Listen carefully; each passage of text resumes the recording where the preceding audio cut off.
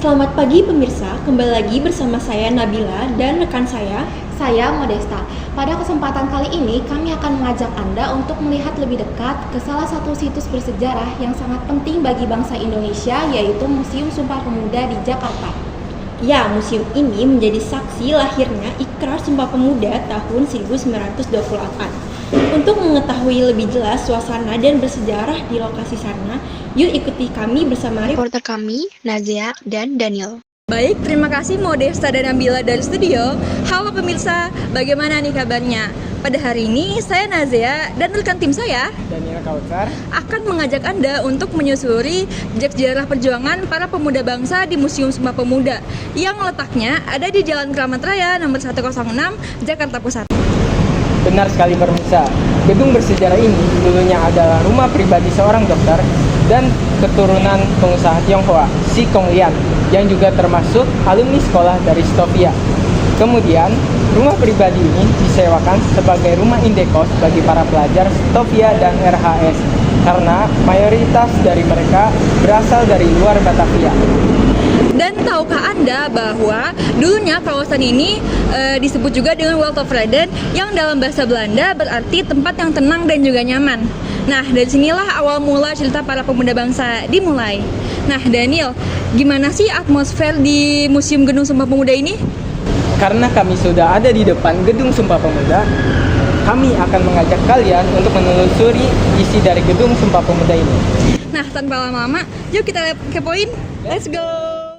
Nah, sekarang kita ada di ruang pengenalan nih pemirsa. Dari sini, pengunjung bisa melihat bagaimana rumah ini menjadi saksi bisu lahirnya semangat nasionalisme.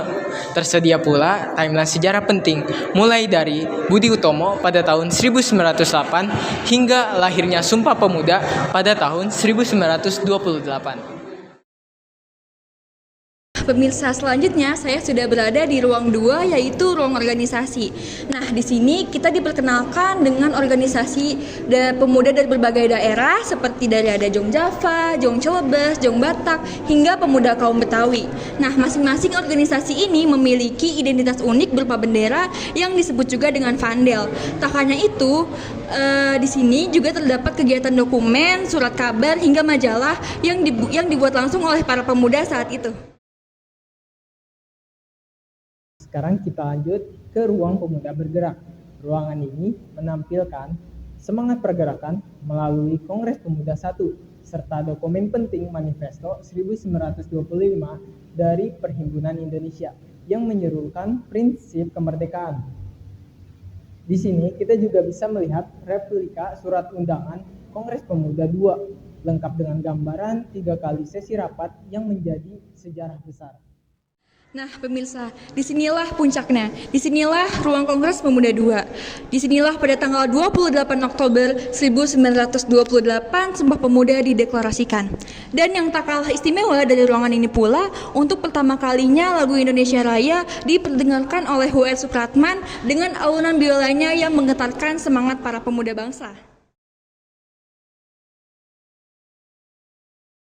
Setelah dari puncak, kita lanjut ke ruangan yang satu ini. Ruangan Kos Keramat 106.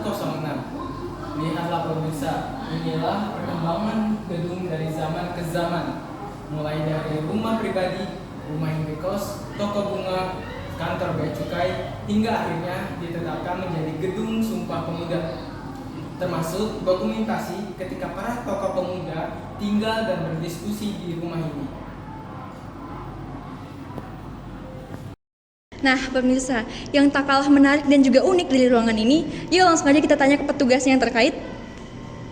Permisi Bapak, boleh nggak sih jelasin apa aja ciri khas dari ruangan ini?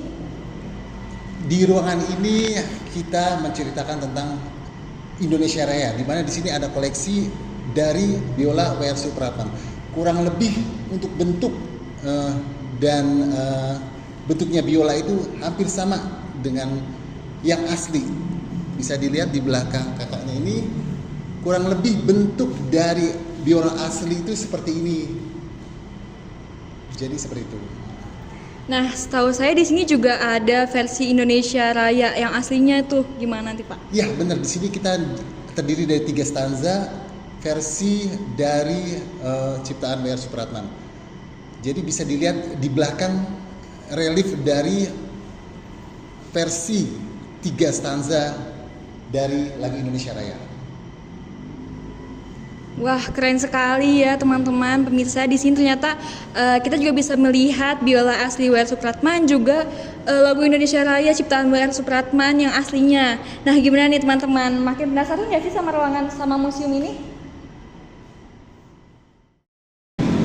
Nah, pemirsa, jadi ciri khas lainnya dari ruangan atau museum ini adalah di sini kita juga bisa mendengarkan berbagai macam versi lagu Indonesia Raya, yaitu versi permainan biola W.R. Supratman, alat musik keroncong, masa kependudukan Jepang, serta instrumen Jos Cilleber dan Andi MS.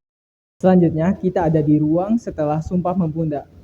Ruangan ini menampilkan gerakan pemuda setelah tahun 1928, seperti Kongres Bahasa Indonesia, Kongres Perempuan, dan perkembangan organisasi kepanduan yang kini kita kenal sebagai Pramuka. Yang menariknya, ada pula Vespa milik Hatta Soleh yang digunakan untuk mengantarkan surat-surat gerakan pemuda pada tahun 1966.